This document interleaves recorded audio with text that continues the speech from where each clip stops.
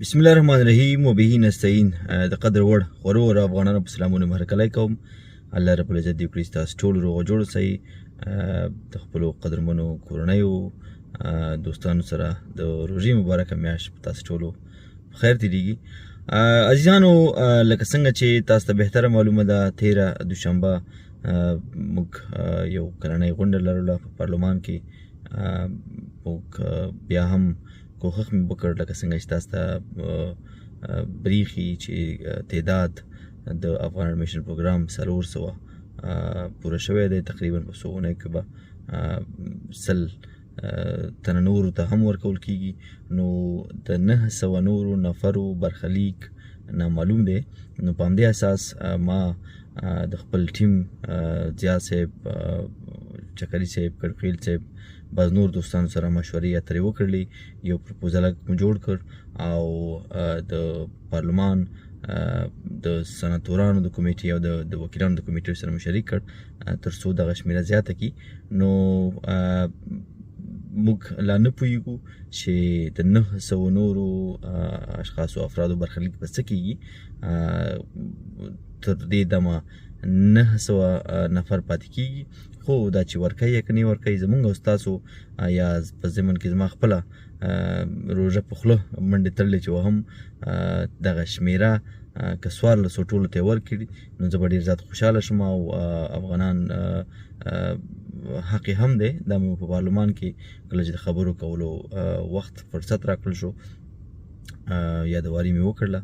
دوستان عزیز، روز دوشنبه گذشته در پارلمان باز یادآور شدم وقتی که بر ما موقع صحبت داده شد که 80 یا 100,000 یوکرینیا که وقتی آورده میشه، چرا افغانا 500 باید تعدادشان باشه و باید ما تعداد ما 1400 که هسته باید بیشتر از این باشه، ولی 400 که حالی درخواست کردن باید همه ایشان آورده شود. دیگه ما منتظر کمیته سناتورا هستیم. اگر تال دادن جواب به خاطر که ایستر بریک هسته، دیگه ما همراه تیم مشوره کردیم انشالله العزیز هفته آینده با سایمن هاریس و همچنان با هلن مکینتی هم روان خواهد شد.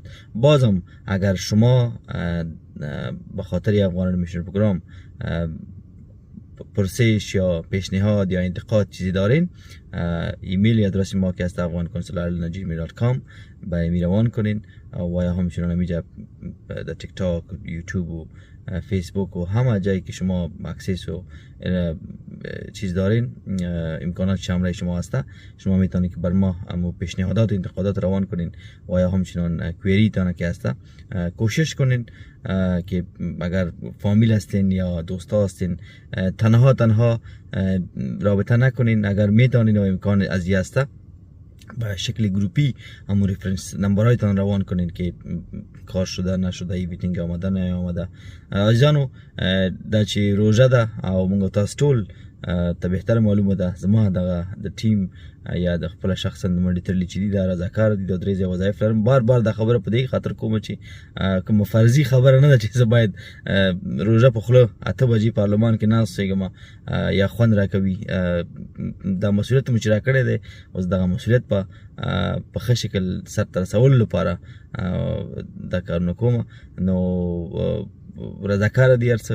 نو په همدې اساس کوښښ وکړئ که چېرته تاسې امکانات لرئ ما سره ډایرکټ بیا که زنګ راوهئ نو زه فکر نه کوم چې 2-3 ځای کار سره بیا روژه بیا تلیفونونه ځواب کوم. نو بهتره خبره دا ده چې واتساپ ته رالیږئ یا میسج کوئ یا ایمیل ته. خو که امکانات وي نو 3 یا 4 یا 5 کم دوستان هم چې وي دا سره راټول شئ او هغه یو ډرافټ جوړ کړئ، یو PDF یا ډاک جوړ کړئ او هغه ما سره راشریک کړئ تر څو په ښه شکل موږ ورسوو او امکان هغه څه مو چې په وسه توان کې دي هغه وکولی شو. نورو دوستانو سره کړکېل صاحب سره، ورور احمد ضیا صاحب سره، ډاکټر مصطفی شیرزی سره، نور کم دوستان چې دي پاچا صاحب په منحن کې کم دوستان د شورا استازي چې سراسر دارالعلوم هیواد دي، روح الله دراني، نو تاسو کولی شئ ټول چې هغوی سره رابطه وکړئ او خپل ریفرنس نمبرونه ورکړئ. یو سړي باندې فشار مه اچوئ تر څو دغه کار په ښه شکل سرته ورسولی. نو بازم تاکید میکنم که تا هنوز 400 افغان جواب گرفتن، جواب مثبت.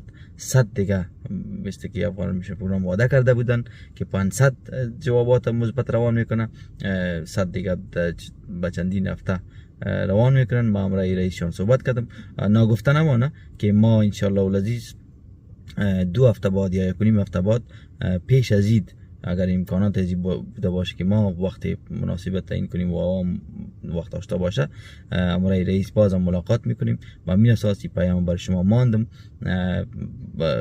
کوشش کنین که اندیویدوال یا شخصا یک به یک ارتباط نکنین، ولی گروپی شکل اگر برای ما رابطه، پیشنهاد، انتقاد یا کویرتان روان کرده میتونین بهتر است. ان شاء الله ما در خدمت هستیم. در ماه مبارک رمضان است که دعا کنین عزیزانو، د روزی مبارک میاشته خپل دعاګانو کې ما غریب فقیر بنده د الله مهیروي نو دعاګانې کوي رمخات آباد او بریلره. لاندې اوسئ.